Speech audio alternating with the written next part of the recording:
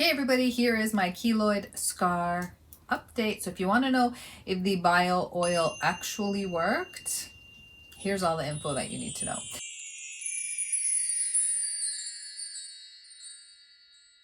So for reference, everybody, I am going to have previous videos linked below so I don't bore everybody, but essentially this is all you need to know to understand this video.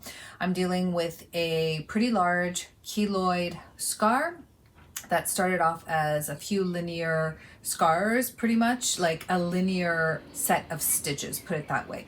But it ended up getting worse and worse and worse, and I've seen a plethora of doctors, so making this video hopefully to help some people if they're dealing with keloids, or if you just want to try bio oil and you want to know if it really works. Again, there's a lot of different things online about how to use this and what it's for, i.e. stretch marks, pregnancy, so on and so forth. I don't know anything about that.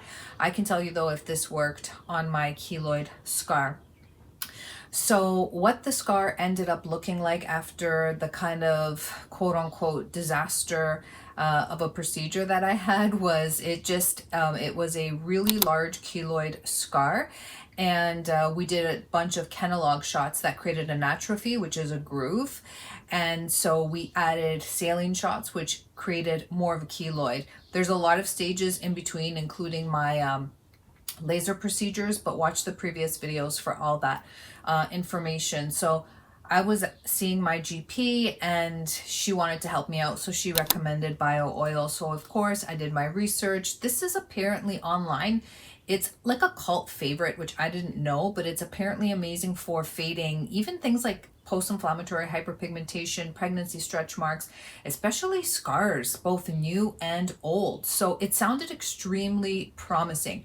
This is an oil blend, everybody, so I'm not going to go through every single ingredient, but what I will do is put the standout ingredients on the screen and let you know that the oil is really a blend of like rosehip, calendula, lavender, chamomile, which are all great for helping with inflammation and just deeply hydrating scars, dry patches, flaky skin, rough texture, so on and so forth. So as you can see, it sounds really exciting and promising, right? That's why I was so excited to try this. Now, here's a note for everybody that loves Insider Coder, those of us who love learning about ingredients.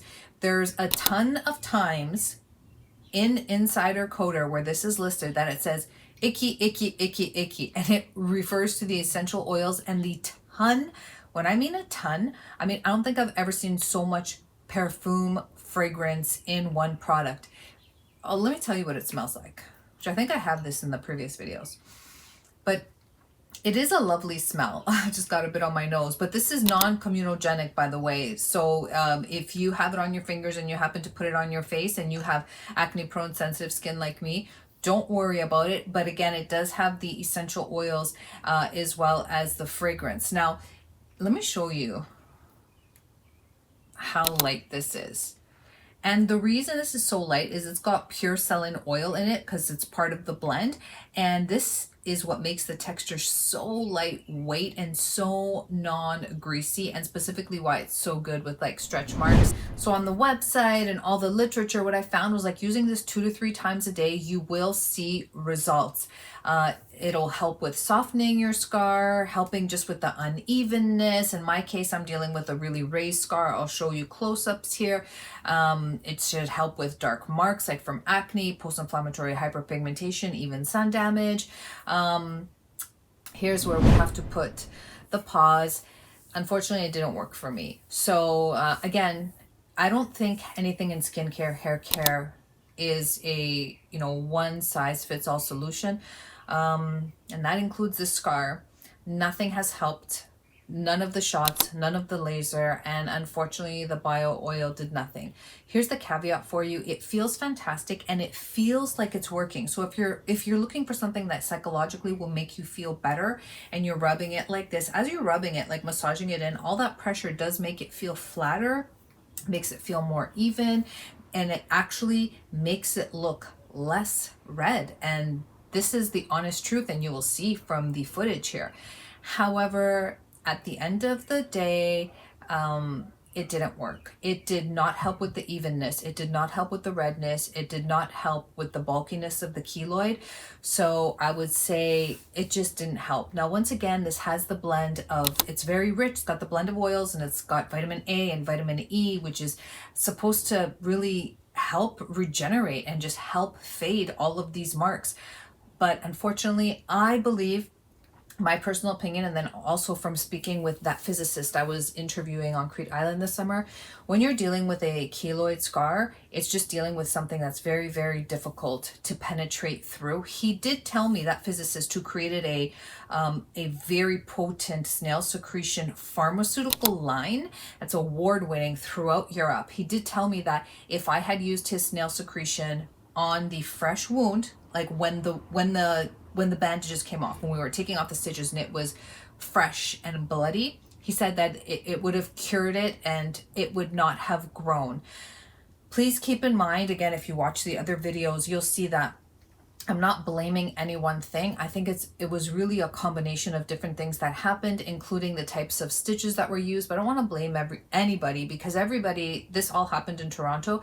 Everybody I dealt with was lovely. Unfortunately, every single professional I went to, their strategy just didn't work. Now, was it a bad strategy?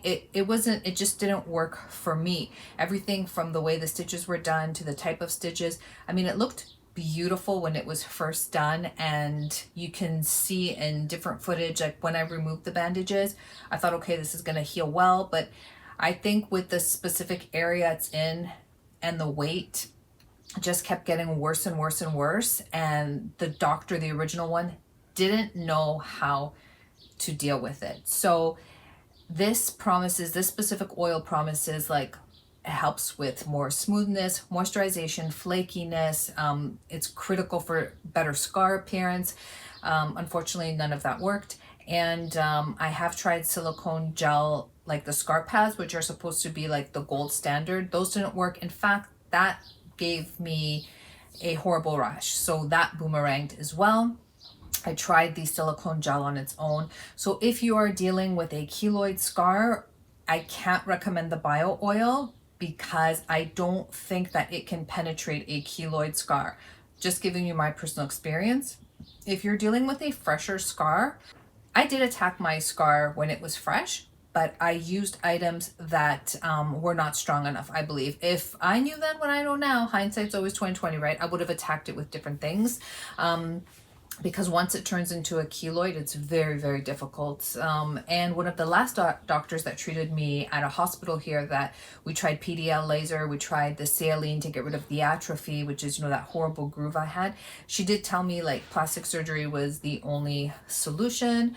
I don't really want to think about anything like that right now. I just want to make sure that it heals its best. I mean, it's not the worst thing in the world.